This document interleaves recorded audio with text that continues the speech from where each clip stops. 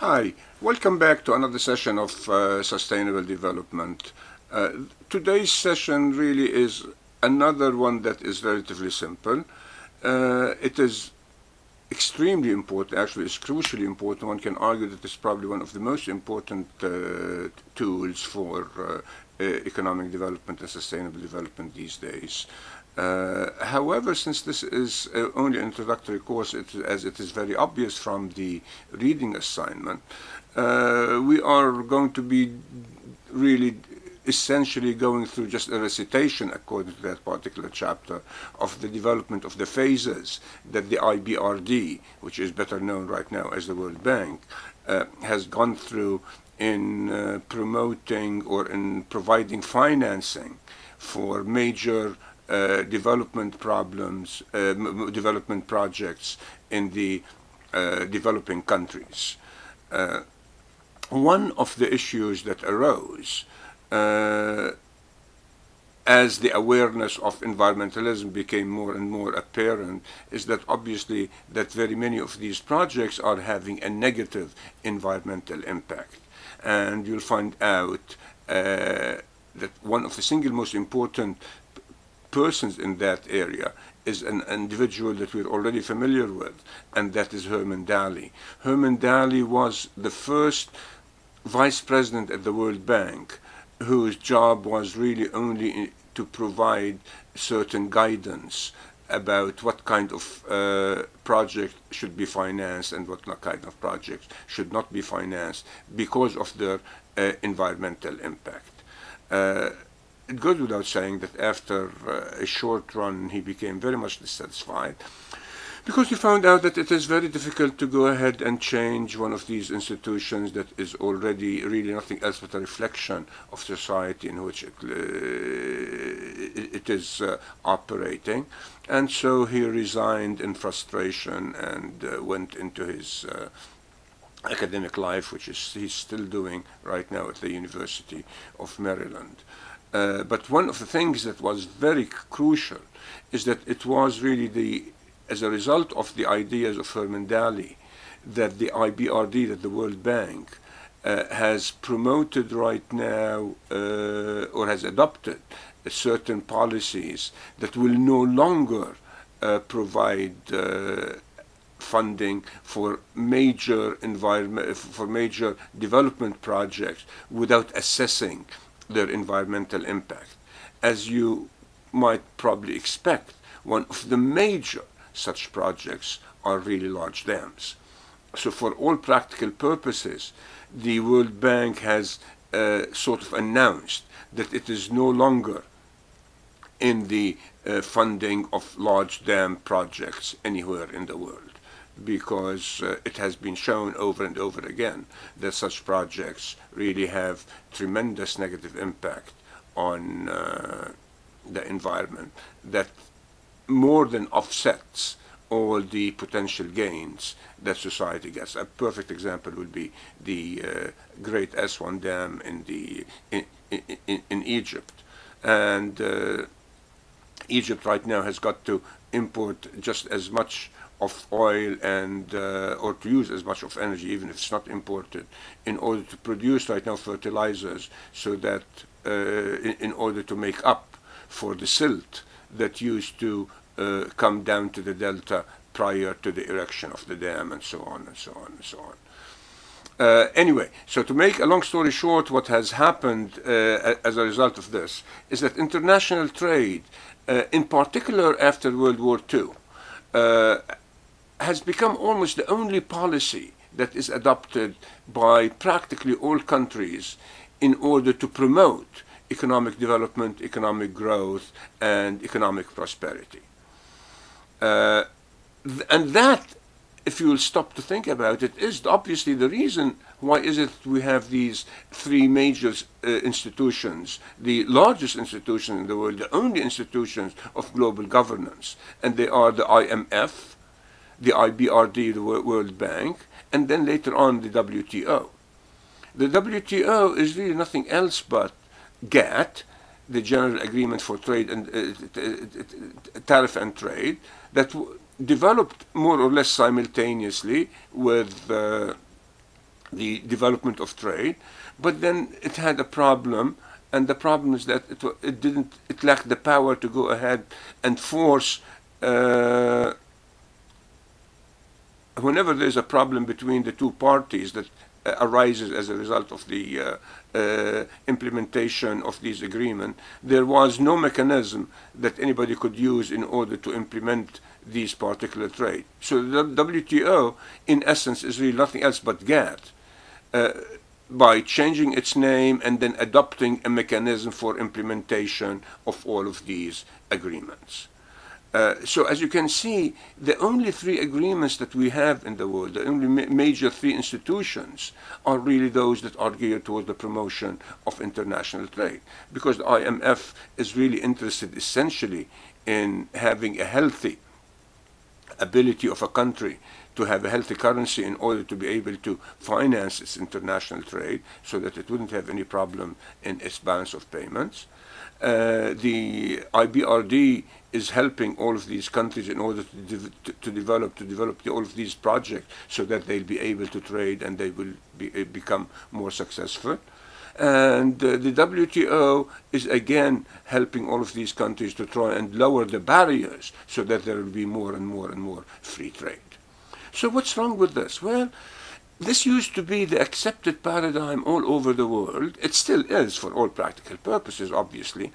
But even in the developing countries have very often expressed some skepticism about the fact that they are really gaining from free trade. But the developed world took it for granted that this was supposed to be good and is good for both parties because that's what the theory says. Unfortunately or fortunately, depending on your frame of reference, as of the 1990s, even in such developed countries as the United States, more and more groups are starting to question right now the outcome of foreign trade. And in the US, it really gained quite a lot of strength, this movement, as a result of the battle for Seattle, those of you who might have read about it. Because the battle for Seattle is essentially that fight whereby you had the anarchists and you had the labor unions and you had the environmentalists who came together in order to try and stop the globalization movement that was taking the world over by storm. So ever since then, even such mainstream figures as President Obama and many major figures from the Republican Party and the Democratic Party also have promised that from here on they will enter into these trade agreements only after they weigh very seriously their impact on the environment and that they will try right now to modify them accordingly. Now, whether this has happened or not is again really subject to controversy because international trade for all practical purposes is still really the only policy that we know of for economic development and the only policy that the UN and all its bodies, including even all its members, are really engaged in.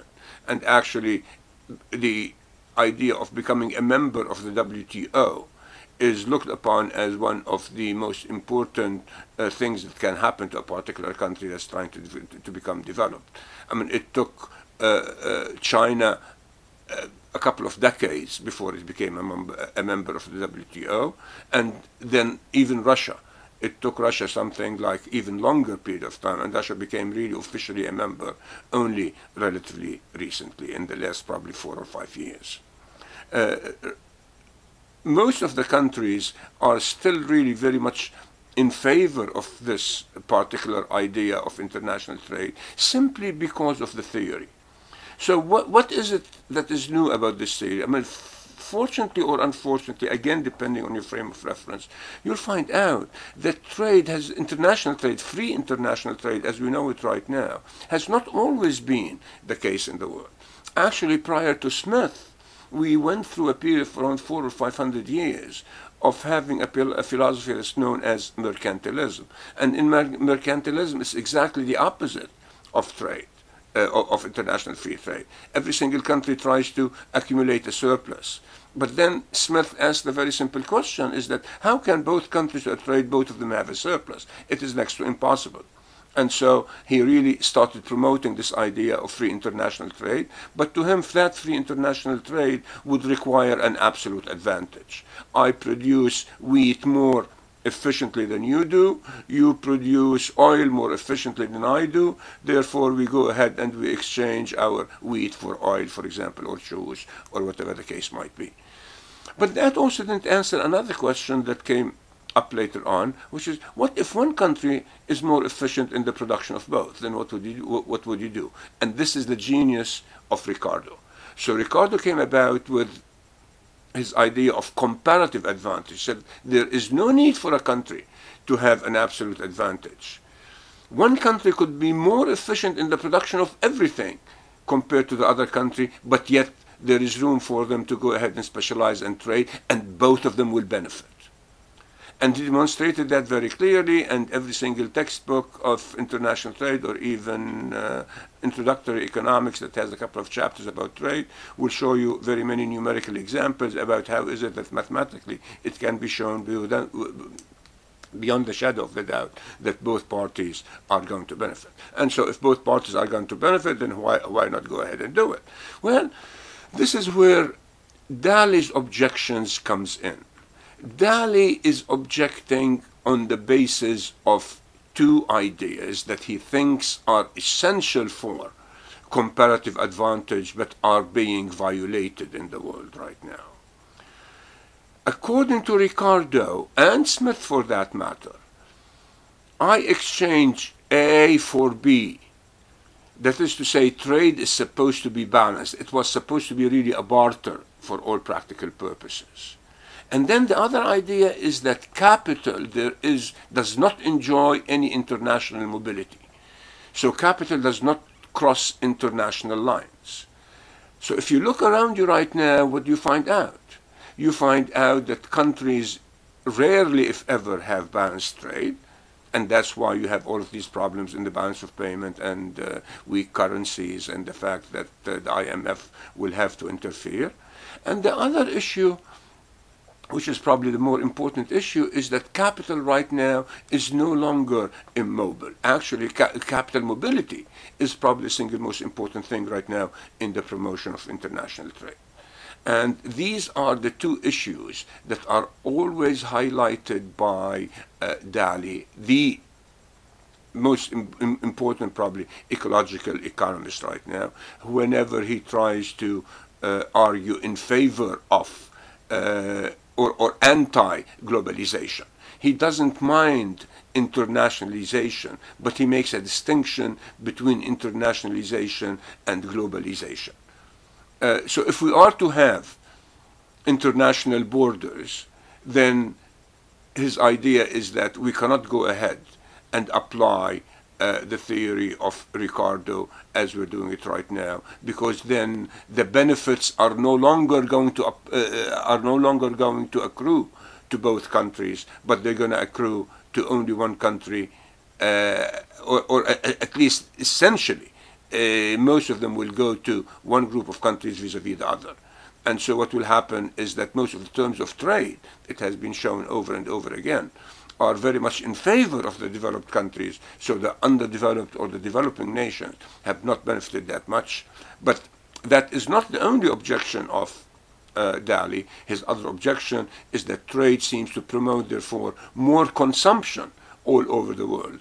And therefore, we're going to have more environmental problems, we're going to have more pollution, and all of that is because we are not really taking into consideration the real cost of that particular issue. And so he is very much opposed to the idea of globalization and is suggesting that international trade, free international trade, as we're practicing it right now, is not healthy and will not lead to sustainable development.